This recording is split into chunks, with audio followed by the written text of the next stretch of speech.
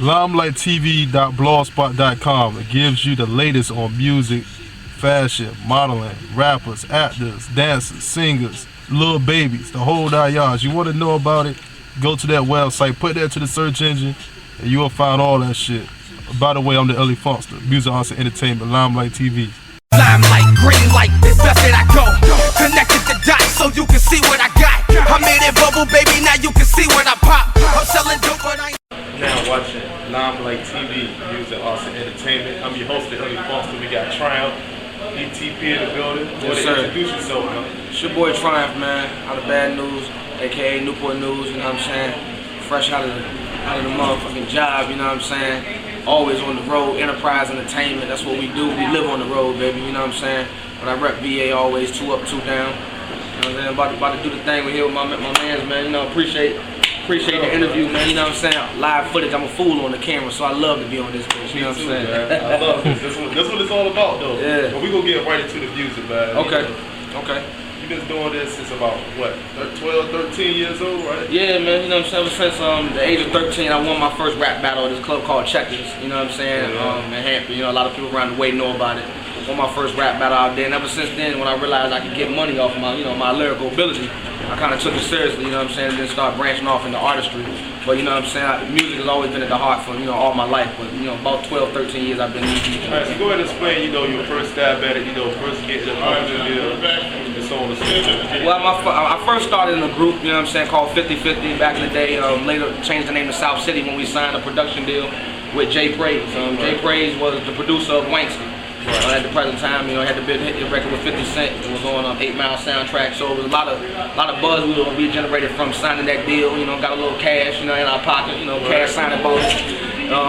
And then you learn of these signing bonuses, you don't get it all. You learn there's finding fees and production fees and management fees, but that's here nor there. But that was our first stab at it. You know what I'm saying? We was about 16 years old. Me and a guy named Mark Williams. His old rap name was Talent. Now he's called Spade. But that deal worked out for about a year and a half, and it didn't put us in the level or in the position where we see our career at. So we eventually parted ways, and I eventually started my own company, Enterprise Entertainment. And when I say I started my own company, I'm not just out here talking about I run a business. No, I mean it's official. The paperwork is at home, on my desk. Enterprise Entertainment LLC. Limited Liability Corporation, for y'all don't know what LLC stands for. So I've been Limited Liability Corporation for about 2.5, 3 years now. You know what I'm saying? So yeah, now we got one of your artists, Money here. Go to let him introduce himself. What up, world? Money from the Enterprise, representing North New Jersey, and Bad News. Representing Enterprise, ready to take this over. Yes, sir. Yes, sir. All right, so I recently seen, that y'all won a bid contest and y'all will be featured on 106 Park. Yeah, we had an audition not too long ago in DC at the headquarters of BET, where we auditioned basically individually for Pat Charles. He's the creator of the talent aspect of 106 Park, Wild Out Wednesday, the dance battles, Freestyle Friday. We auditioned for him twice actually, and the last audition we grabbed his attention the first time, but with the second time, we locked it in. We actually got booked to do a show that same day after audition, and also, he hit us later, a couple of days later, by email that we were selected for a slot on 106 Park. The date hasn't been confirmed as of yet. We just been confirmed the slot, so as soon as we get the date confirmed, we'll let y'all know first. So we can get it to the public. You know what I mean? But definitely in there. So y'all, open up for a lot of big artists such as Fat Joe, Ashanti, G-Unit. Trey Songz, Chris Brown, so on and so on. Kind of let them know the importance of having a stage show, because it's kind of a lost art nowadays with young artists. And it is. I think that's the main importance right there, because it is such a lost art. But people don't realize that's it's an art of origin. You know what I'm saying? That's how it started. And to not have a live show that electrifies the crowd. You know what I'm saying? Or excites the crowd. It's almost like you're missing a major characteristic of an artist. You know what I mean? So if you don't have that backing you or that behind you, you know what I'm saying, you're missing communication and the connection with your audience or with your fan base that you need to have. You know what I'm saying? it's words can explain how important having a live stage presence or having an impactful live show is for artists. I can't even put that in. Because you can make a lot of money. If you got a dope ass show, you can make a whole lot of money in this. You know, you really don't have to sell a lot of records, but you know, Fat Joe say all the time, I don't sell a lot of records, but you know, somehow he finds a way to get it done. You definitely might, you know, like see a lot of artists that you may not see them in the limelight, but they always work, you know, across the regular shows, just get money from that, you know, as opposed to putting out albums all the time, and, you know, doing it that way. So, how do y'all book these shows? Y'all open up with some big names, and you know, how does that happen?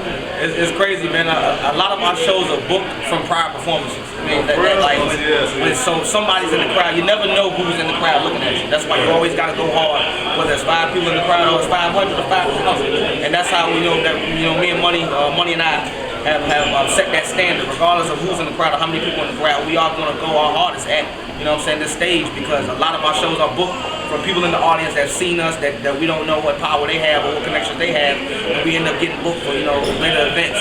Hence the fact that we've opened up for, you know, Fat Joe, Ashanti, you know what I'm saying, Chris Brown, Trey Songz. These are some of the biggest acts in the game, you know, and these are a lot of artists don't get a chance to do this. These are not regular things. What's crazy though?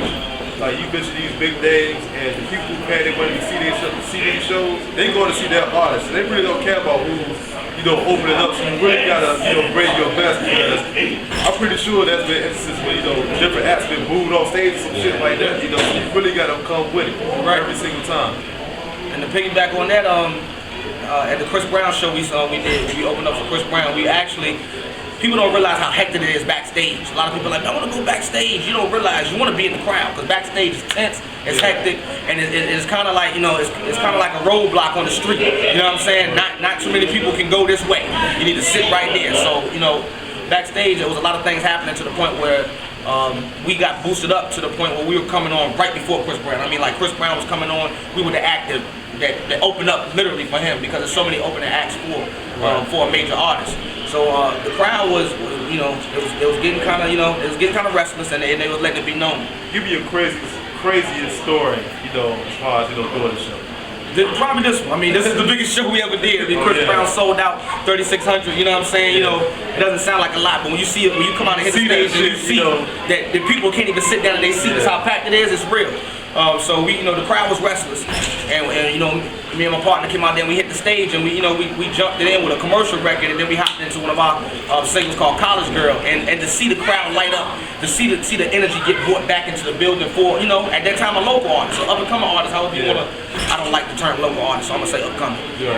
Upcoming artist, you know what I'm saying? To see that for upcoming artists, it puts a stamp that you belong here.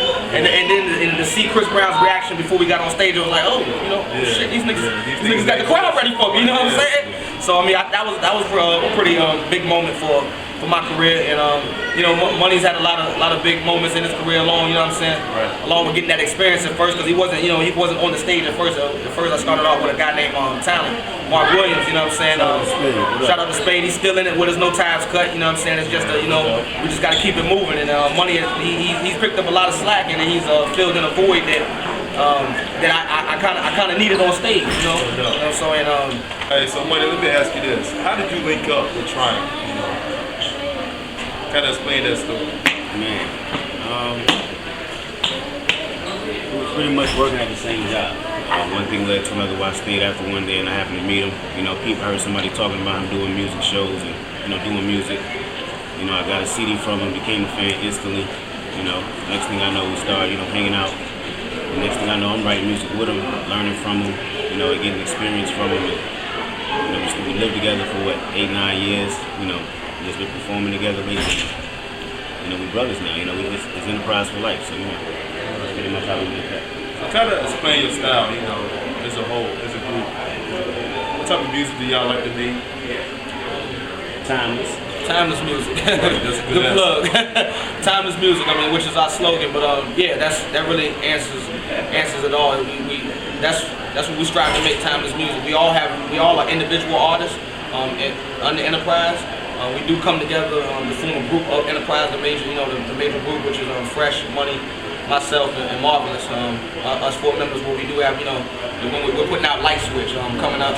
It's a new mixtape / album, whatever you want to call it. You know what I mean? It's coming up and it's going to be featured with a lot of us on the record, you know, other artists as well. But we all have different styles. I mean, if I could, if I could be, a commentator here, I would say Money has a very aggressive style of music. Fresh has a very laid back, pimpish style of music. Marvelous has a flyboy kind of, it's just like yacht music type of music. And I bring that I just bring a lot of energy to whatever music I'm on. I don't know what category I would place myself in, but I'm very energetic as an artist. So, and I think all together we create that timeless brand, that timeless music. When I mean timeless music, I mean something that if I make it today, 2025, you're still gonna hear it. It's still going up. So I mean, that's. All right, so kind of explain the importance of chemistry, because you mentioned 4 or 5 different artists. And a lot of times you get a group of people and they do a record and it just don't mix. Like they don't sound good together. So what's the importance of chemistry? And having everybody on the same accord. Well, I mean, I'm gonna let Money talk on this too. To be honest, a lot of it is competition. We're all very competitive, and we want to have the best verse on the track. Exactly. We all want to have the best verse on the track. I mean, and we all shooting for that. And there's no holds barred. Y'all be right. Like this nigga ain't gonna goddamn outdo me on this shit. Right? Exactly. I mean, and I can speak for experience. That's how I come to every record, regardless of being in my camp or you're outside of my camp. Nobody's gonna show me up on the record. That's how I'm coming. You know what I'm saying? And we're competitive to that nature where we don't. It's good because we have a competitive edge without an ego. You know what I'm saying? And the ego stay outside the building. Whatever building we in, it stays outside. You know what I'm saying? But our competitive spirit stays high. And being that we all know our strengths in music, and we bring that to the table with that competitive edge, and it helps the chemistry. Not to mention that we're actually brothers behind music, before this music, behind the scenes. You know what I'm saying? We really support each other's families. We're really at each other's events. He gets married, I'm the best man. He gets married, he's the best man. I mean, it's really like that. You know what I'm saying? So I mean, I don't know how better to explain it, but we brothers, and we bring a real competitive edge to the table when we create music. So y'all bring out the best in each other. Yeah. Pretty much, our objective is to, anything we on to, pretty much, smash it, regardless if it's me and Triumph, or if it's me and Fresh, or if it's me and another artist from whoever, you know what I'm saying? Our objective is to, if you beat on this track with anybody from Enterprise, you better bring your A game. Otherwise, you're gonna be left back. That's all I'm gonna say. You know what I'm saying? We're very versatile. I think we all have different styles. You know what I'm saying? We're all capable of doing, whatever you want us to do with the track. Whether it's rock, R&B, hip hop, whatever. You know what I'm saying? Street music, it don't matter. Whatever you want, we got it. So I'm glad y'all, mentioned the mixtape. Kind of explain what can we expect from this new mixtape? When is it gonna drop? When is it available for download, or you go live, order it? I don't know how it works. Yes, sir. Everything is internet nowadays, man. Everything is internet based. You get it at iTunes, Amazon, whatever the website is. I got to get up more on my websites, but it's gonna be on the internet, available for download very soon. We're shooting for early January. That time period, light switch. The concept behind it, man, it's just to turn on the light on a very dark time. I feel like a music. I do feel, and to back up that statement, I feel like music is definitely going in the right direction. I just feel like that we've lost it for so many years. We're in a dark stage. We're in a dark stage. What I want to ask you next is, what do you think was the problem with music? For all these years, it's been a lot of. I'm gonna be honest, it's been a lot of bullshit. A lot of people that rhyming, there's a lot of bullshit going on. So what do you think the problem is, and what do you think the solution is? I want to ask both of you that same question. I have a very descriptive answer on that. I'm gonna let Money, holler at you on the first on that one. But I definitely have a very descriptive answer on that. Hip hop as itself it's just not the same. We got artists that really aren't relevant. That's art that is relevant. You know what I'm saying? Like it's just I don't understand it really. That's why it's kind of like I'm determined to make a change in it. You know what I'm saying? Even if it's not Enterprise. You know what I'm saying? If I'm able to help somebody else do it, you know what I'm saying? It's just as far as music right now, it's just not. I mean, it's definitely, you know what I'm saying, progressing, like Triumph said, but I mean, it's just not the same. And I'm not an old school head. I mean, I'm young, but at the same time, I listen to a lot of old school stuff because it's just not the same. I really feel like, to answer the question, I really feel like the reason why the game has been this way is basically what we were just talking about, the lack of competition. I mean, I think artists nowadays are scared to compete. They're scared to, to be embarrassed. They want to do what's trending and what's in. You know what I'm saying? I mean, that's what made hip hop and music the most fun or the most exciting is the actual competition of it. I mean, some of the best times of hip hop was KRS-One. You know what I'm saying? The Bridges Over, the battles, Jay-Z against Nas. I mean, Cannabis LL. Those were some of the most exciting times in hip hop, and that's when it was competitive. I'm not saying that 50 Cent going to Ja Rule. I'm not saying you got to take it to the streets and this rapper need to go beef with this rapper. I mean, the competitive edge has been lost with music, hip hop, period. You know what I'm saying? That's crazy though. A lot of people say, well, rappers battle. A lot of people say that's whack. And exactly, you know what I'm saying? That's how the game has changed. Battling used to be the excitement of it, and I think that they got it wrong. I think that that what they're saying is the art of street battle and freestyle, punchline for punchline is gone. But competition will never be born. You know what I'm saying? For even when to take you back when 50 Cent and Kanye did their little thing on 106 & Park, that boosted their sales, tremendously.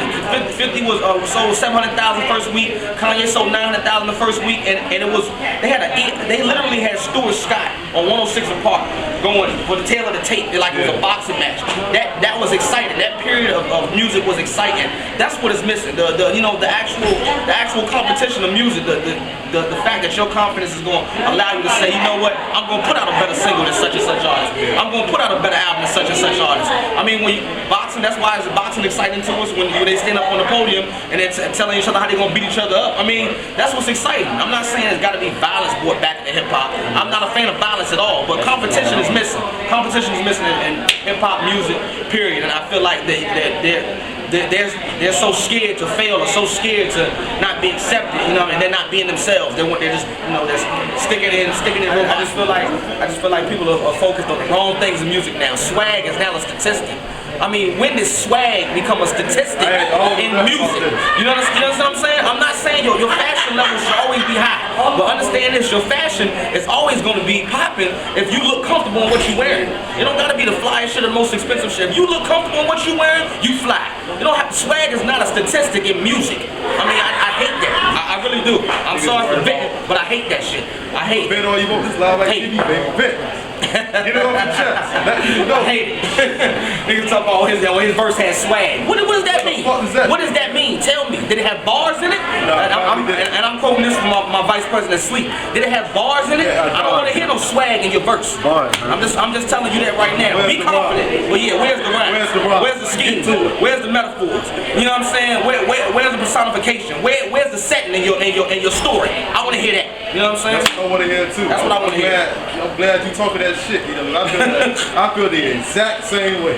I'm glad, because you know what I'm saying? I know I'm not alone in the world of that shit.